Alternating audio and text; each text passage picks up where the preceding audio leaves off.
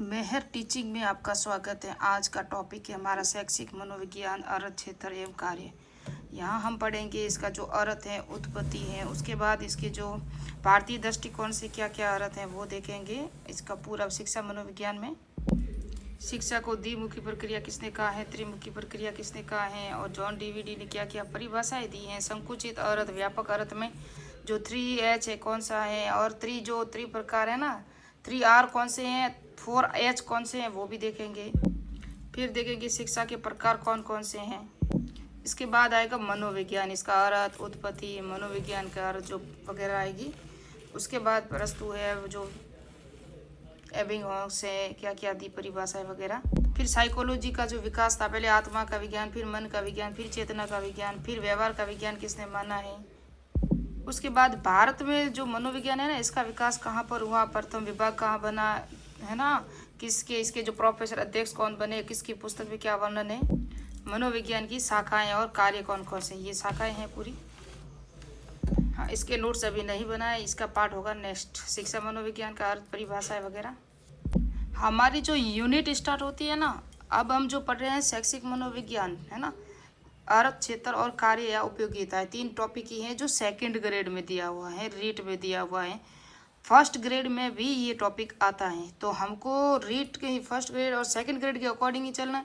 देखो रीट का तो बोला था उन्होंने, अभी तक आई नहीं है, इसका नोटिफिकेशन भी नहीं आया है, क्योंकि वो बोल रहे थे 20 जून को बोल रहे थे, या 20 जनवरी को बोल रहे हैं, या 29 जनवरी, पता नहीं कौन सी डेट दी हुई है, 26 जनवरी कि तब होगा। 26 जनवरी तो हो ही नहीं सकता एग्जाम, ये तो हमें पता ही है, क्योंकि ये हमारा जो दिवस है राष्ट्रीय। लेकिन डेट को कहा हुआ है, लेकिन अभी एग्जाम की डेट का पता नहीं है, अभी फॉर्म भी नहीं भरे जा चुके। तो इसके बाद कौन सी है, फर्स्ट ग्रेड है, आपको बताओ तो हम फर्स्ट ग्रेड और सेकंड ग्रेड के अकॉर्डिंग ही चलेंगे साइकोलॉजी में। और जो टॉपिक है कुछ मैंने कहा मैं शिक्षण विधियाँ, जहाँ भी मैंने सेकंड ग्रेड के अकॉर्डिंग ही पढ़ाया है। फर्स्ट ग्रेड में जो है सेकंड ग्रेड के अकॉर्डिंग चलेंगे, क्योंकि रीट का अभी तक कुछ कंफर्म नहीं चल रहा है, और रीट तो वैसे ही हो जाएगी अगर आप सेकंड ग्रेड की तैयारी कर रहे हो तो हम देखेंगे ये जो टॉपिक है। देखो यहाँ आपको पहले शिक्षा पढ़ना पड़ेगा, उसके बाद मनोविज्ञान पढ़ना पड़ेगा, उसके बाद शिक्षा मनोविज्ञान पढ़ना पड़ेगा। तो ये है ना, थोड़ा सा यहाँ से रीट के लेवल से प्रश्न आते हैं, लेकिन फर्स्ट ग्रेड के अकॉर्डिंग कम ही आते हैं, आते हैं लेकिन इतना डीपली नहीं आते हैं। फर्स्ट ग्रेड में शिक्षा मनोविज्ञान से संबंधित प्रश्न आते हैं, तो हमको स्मार्ट स्टडी करनी है, प्रश्न कहाँ से आता है वहाँ से पढ़ना है। ये मैंने सिर्फ शॉर्ट नोट्स बनाए हैं थोड़े से जो इंपॉर्टेंट है, रीड के अकॉर्डिंग भी चलना है ना, इसलिए। शिक्षा शब्द की उत्पत्ति हुई है संस्कृत भाषा के सिक्ष शब्द से, शिक्ष धातु से हुई है, अप्रत्यय से, जिनका अर्थ है सीखना या सिखाना। शिक्षा शब्द अंग्रेजी के एजुकेशन है, जिसे कहते हैं एजुकेशन शब्द का प्रयोग, एजुकेशन शब्द किसका है, लेटिन भाषा के एडुकेटम से बना है, किससे बना है, एजुकेशम या एडुकेटम से बना है। मैंने एजू लिख दिया, या एडुकेटम से बना है। ये प्रश्न आया हुआ है प्रश्न, जिसका अर्थ है आगे बढ़ना या बाहर निकालना, है ना, आगे बढ़ना या बाहर निकालना, यानी कि भारतीय दृष्टिकोण से हम समझे ना इसको। देखो शिक्षा संस्कृत भाषा का शब्द शिक्ष धातु से अप्रत्यय, जिसका अर्थ है सीखना या सिखाना। व्यवहार में परिवर्तन, व्यवहार में परिवर्तन होगा ही अगर आप पढ़े लिखे हो तो। आप एक पढ़े, आजकल तो इंस्टाग्राम वगैरह यूट्यूब पे भी बहुत से शॉर्ट्स आते हैं कि पढ़े लिखे उनकी शहरी लोगों की दिवाली कैसी होती है, गाँवों की दिवाली कैसी होती है, गाँवों की भाषा कैसी होती है, अगर गलती कर ले तो माफ़ी किस तरह से मांगते हैं। कहते हैं मैं तेरे बाप से नहीं डरता, ये गाँव की भाषा होती है। सिटी में नई नई गलती होगी, नेक्स्ट बार ऐसा नहीं होगा। आप विनम्रता से बात करता है, जो एजुकेशन होता है वो पढ़ा लिखा। जो अनपढ़ है ना, वो तो आपके सामने ऐसे बढ़ जाएगा कि जिसे आप कहते हैं ना, परिभाषा भी है कि फालतू में किसी से दिमाग नहीं लड़ाना, अपना टाइम वेस्ट नहीं करना। आपको पता है उसके दिमाग को भाप लेना चाहिए, अगर वो ज़्यादा बकवास कर रहा है तो आप उसको साइड लाइन कर लें और उससे माफ़ी मांग ले हो सके तो, क्योंकि फालतू में माइंड में हम टेंशन लेंगे तो फिर हमारे ही प्रॉब्लम हो जाएगी। एजुकेशन लोग वो होते हैं, किसी से फालतू में, पढ़े लिखे लोग होते हैं ना, वो फालतू में माथा नहीं लड़ाते, माथा पच्ची नहीं करते। आप सही हो तो हाँ आप सही, मैं गलत, बस इतना ही कह के आप आगे बढ़ जाते हो, तो ये होता है। तो क्या होगा, आपके व्यवहार में परिवर्तन होगा। आप उसमें टाइम वेस्ट नहीं करोगे जहाँ आपका कोई मतलब नहीं, जहाँ आपका कोई लेना देना नहीं। आप वहाँ टाइम वेस्ट करोगे जहाँ आपको आगे बढ़ना है, आपके भविष्य की चिंता है, आने वाले आपके लक्ष्य हैं, तो वहाँ आप अपना दिमाग लगाओगे, टाइम वेस्ट करोगे। तो पढ़े लिखे की ये जो पहचान होती है। नहीं फालतू में बातों में, आज उनके घर क्या हुआ, उनके घर घर की कहानी होती है ना, हाँ आज तो वो लड़ाई हो रही थी, आज वो लड़ रहे थे, आज वो चुगली कर रहा था, ये क्या हुआ, ये अपन का टाइम पास है, न कि आप आगे बढ़ने के ये रास्ते हैं। आप यहाँ टाइम वेस्ट ना करें तो ये अच्छी बात है। और मैं भी आपको सलाह देती हूँ कि बस आप शिक्षा के अकॉर्डिंग ही चलें। विद्या या वेद संस्कृत भाषा, विद धातु ज्ञान या जानना, आत्मा का ज्ञान या स्वयं को जानना होता है शिक्षा का अर्थ, जो विद्या होती है। उसके बाद है ये देखो एजुकेशन, उत्पत्ति लेटिन भाषा से शब्द से हुई है। एडुकेटम, ये देखो एडुकेटम है ना, अंदर से बाहर की, और ये 2011 में प्रश्न आया, यहाँ से प्रश्न आते हैं। और ये जो प्रश्न आता है वो मैंने बता दिया, तो स्टार बना, तो इसमें से यहाँ इतनी लेनी ज़्यादातर इंपॉर्टेंट है, बाकी कुछ नहीं है। अंदर से जो आगे या विकास करना, जनजात शक्तियों और प्रवृत्तियों को बढ़ाना, है ना, और टू ओल्ड लर्निंग है ना लिखा हुआ, बालक में निहित गुणों को बाहर की ओर विकसित करना। आप हर एक से यूनिक हो, आप में भी वो विशेषताएं हैं जो बड़े बड़े लोग जैसे कि अंबानी है, अडानी है, उनके अंदर है ना, वो आपके अंदर भी हैं, लेकिन आपको उसको वातावरण देना पड़ेगा, आप उसके टाइप से होने पड़ेंगे। आपको उसके अंदर होने के लिए आपको जो आपकी योग्यता है ना, उसको बाहर निकालना पड़ेगा।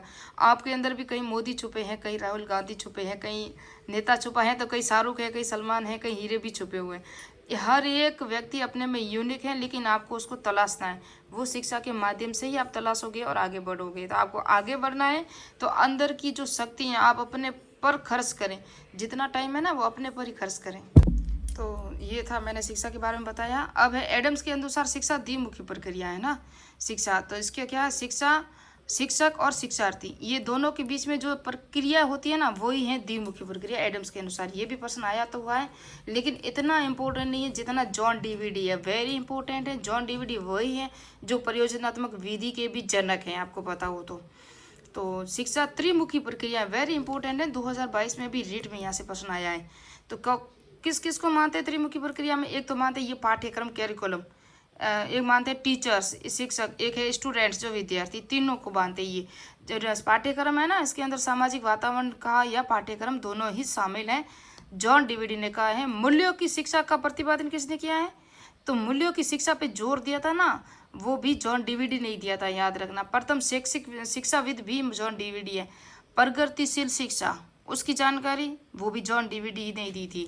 तो वेरी इंपॉर्टेंट है, जॉन डीवीडी को आप हर जगह पढ़ के जाना, क्योंकि परीक्षा के लिए मैंने एक तो बता दिया आपको एडुकेटम शब्द, और एक है जॉन डीवीडी, बस वेरी इंपॉर्टेंट है। ये 2 पॉइंट ही हैं, आप स्टार लगा लेना, क्योंकि हमें परीक्षा की दृष्टि से पढ़ना है, फालतू में कचरा नहीं पढ़ना है।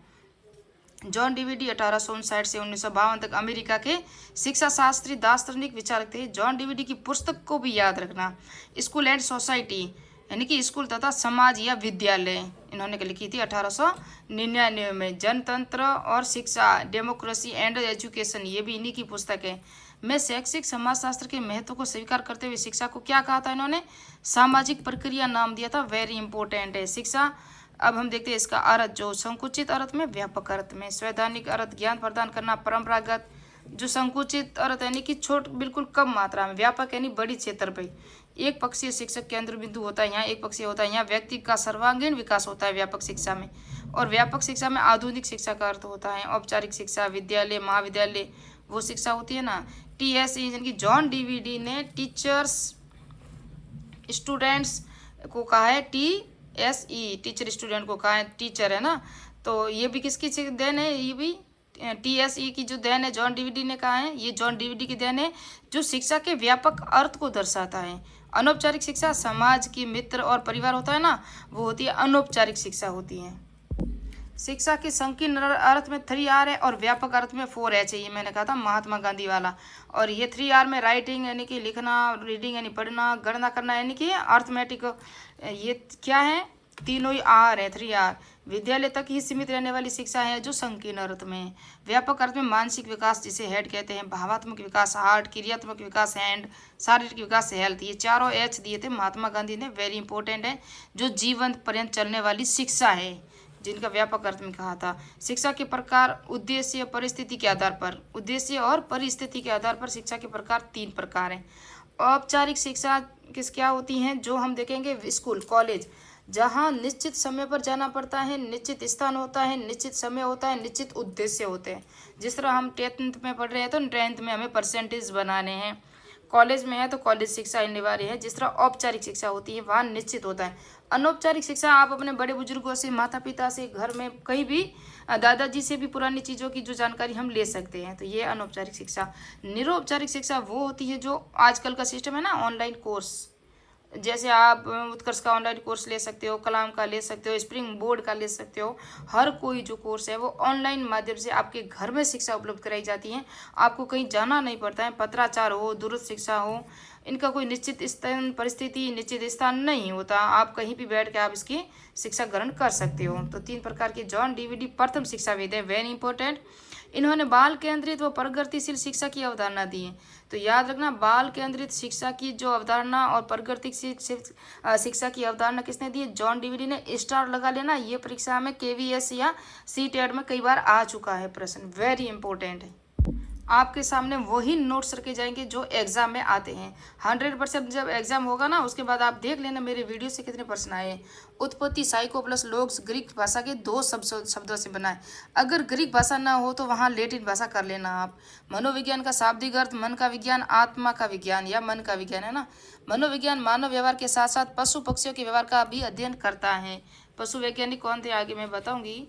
उनको जो मिला था नोबेल शांति पुरस्कार भी मिला था, नोबेल पुरस्कार मिला था उनको। और मनोविज्ञान साइकी प्लस ग्रीक और लेटिन भाषा से बना है लोग्स। साइको यानी कि आत्मा और लोग्स का विज्ञान होता है ना। वास्तव में मनोविज्ञान के अध्ययन का प्रारंभ 400 ईस्वी पूर्व अरस्तु के समय में दर्शन शास्त्र की एक शाखा के रूप में हुआ था। शताब्दियों पूर्व हुआ था, कई शताब्दियों पूर्व मना दर्शन शब्द का प्रयोग हुआ। अरस्तु ने अपनी पुस्तक डी एनिमा में किया था। तो मनोविज्ञान शब्द है ना, मनोविज्ञान के लिए पहले मना दर्शन शब्द का प्रयोग हुआ था, वो हुआ था अरस्तु की पुस्तक डी एनिमा में हुआ था। कहाँ हुआ था? डी एनिमा में हुआ था। मनोविज्ञान की उत्पत्ति 400 ईस्वी पूर्व हो जाता है, लेकिन इसका जो इतिहास है ना वो 16वीं शताब्दी से प्रारंभ होता है। इसलिए एबिंगहॉस वेरी इंपॉर्टेंट परिभाषा है, याद रखना।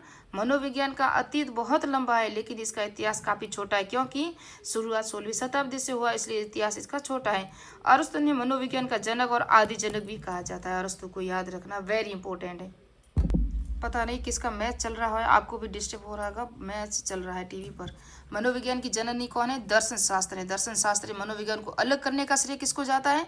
विलियम जेम्स को जाता है। विलियम जेम्स ने 1890 में प्रिंसिपल ऑफ साइकोलॉजी, कई बार परीक्षा में प्रश्न में आ चुकी है ये जो बुक है वो, प्रिंसिपल ऑफ साइकोलॉजी मनोविज्ञान की आधारशिला बनी।